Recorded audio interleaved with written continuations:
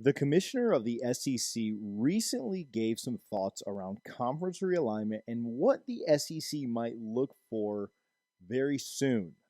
Ultimately, it's great news for FSU, and it has Gator fans pretty scared out of their minds right now. But let's jump into it. In a recent interview, the SEC Commissioner Greg Sankey was listing the most important criteria to him for a team to join the ACC. We won't bury this lead. We won't make you wait 5 minutes to get to it. We'll just jump right into it. He said the number one most important thing to him was that teams were from the same geographic footprint. He doesn't want to expand across the country. It's not a Big Ten model where they're going to pick up teams out of California. They're not looking for an Oregon or Washington, a Pac-12 team that doesn't really fit the regionality of the SEC. A lot of folks talk about this exact point in the SEC, fans of SEC teams, and they say, why would the SEC pick up this team or why would they pick up that team when they already have a team within that footprint? Well, according to Commissioner Sankey, it sounds like he likes the idea of picking up more teams. Where the Big Ten has been rumored to basically want all four corners, it sounds like the SEC wants to keep things where they are from a geographic footprint. He bragged about how little distance was added when they brought on Texas and Oklahoma from the grand scheme of things. You think about them already having A&M, Oklahoma being closer to other schools already in the SEC. And I think that was important to him for that regionality to continue to exist. He also said future members would meet that same criteria. Number two, the second most important thing to Greg Sankey, the SEC's commissioner, was that he wanted athletic department programs who 100% were all in on being competitive in sports. All sports, especially football. Can you think about why he might want that? Why that might be important? Well, the SEC wants to increase and grow and bring more championships to their conference, especially in revenue generating sports, but really in all sports. I think that fits Florida State to a T. If you remember, Florida State lost the best coach in all of college soccer and went out and hired the SEC's Coach of the Year in Brian Pinsky.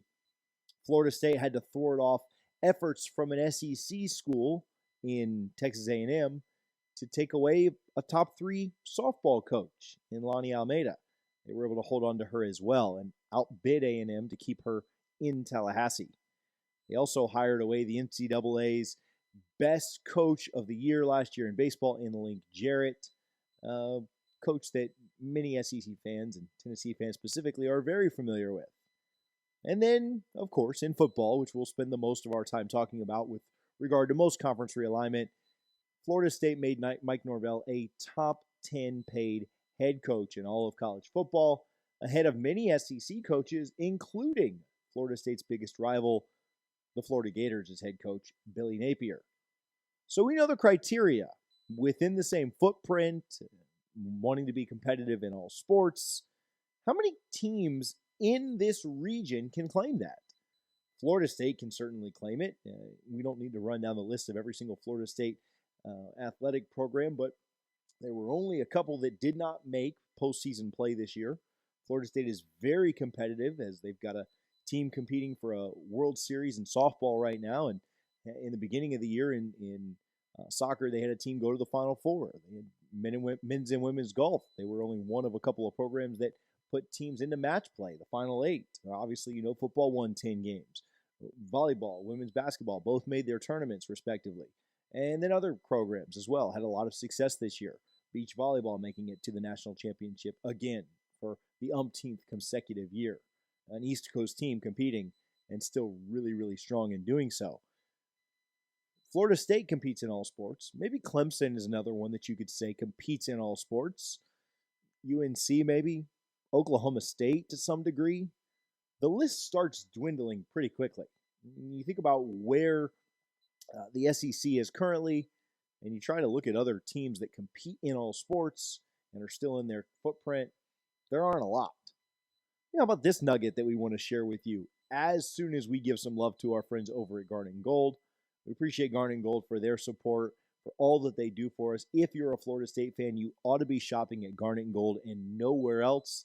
They are the absolute best when it comes to licensed apparel, NIL merchandise. They give back to our student athletes and our university. Make sure that you're shopping at garnetandgold.com. Use code NOSLAW. That's NOSLAW. You get 15% off your order. Orders over $75 have free shipping. If you're local to Tallahassee or in that area, going to be passing through soon, you can also pick up in store. So you can still save your 15% online. Pick it up in store and make sure that you are supporting at garnetandgold.com. How about this? Currently, ESPN is renegotiating its terms with the SEC based on what happens if the SEC adds more teams to the fold. Now, SEC fans, maybe more specifically Florida Gator fans, our rivals to the East, love to say that the SEC doesn't want FSU. They don't bring anything of value. The SEC doesn't need to add any more teams. They've already got what they've wanted. And they've got enough, and there's no reason to add more. But it sure seems like the SEC is setting itself up and prepping itself to do just that. The commissioner is not going to go out there and give publicly recorded statements and do interviews about what he is looking for in new programs to add without him actually looking to add new programs. The SEC and ESPN are not going to be in negotiations on where their media rights deal goes if they add new teams, if they're not looking to add new teams.